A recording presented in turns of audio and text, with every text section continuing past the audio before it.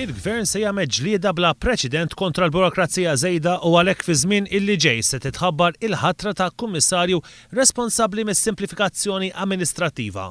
Dan il-kummissarju se jara li jitnaqsu b'25% il-proċeduri burokratiċi eżistenti u jeżamina b'mod kontinwu il-prassi burokratiċi fl-entitajiet tal-Gvern. Ħabbar dan il-Ministru tal-Ekonomija, Investiment u Intrapriżi żgħar Chris Cardona waqt laqgħa mal-General Workers Union illi matula qal illi l-Gvern huwa impenjat fuq il-ħolqien ta' aktar xogħol u xogħol illi jagħti aktar dinjità għal ħaddiema. Saħa illi l-Gvern mhux biss se jkun qed jikkonsulta mal-stakeholders kollha inkluż il-General Workers Union imma se jkun qed jinvolvihom fid-deċiżjonijiet.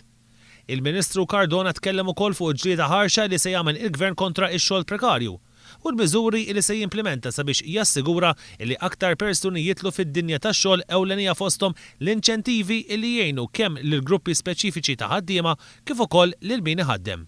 Min-naħa tiegħu is-Segretarju Ġenerali tal-General Workers Union Tony Zarb qal illi l-Union hija lesta li tgħin lill-Gvern sabiex jinġib iktar investiment lejn pajjiżna. Workers Union temmen il-manifattura għataw posta f'pajjiżna.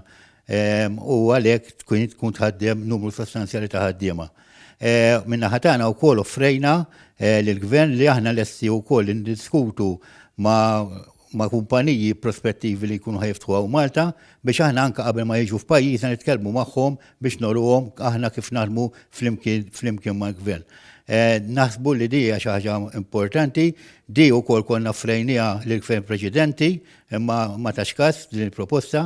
Intant, Tony Zarb ippreżenta kopja tal-proposti li l-Union kienet resqet lil partiti politiċi qabel l-elezzjoni ġenerali u qal illi lest jaħdem mal-Gvern biex dawk illi kienu inklużi fil-manifest elettorali tal-Partit Laburista jiġu mwettqa.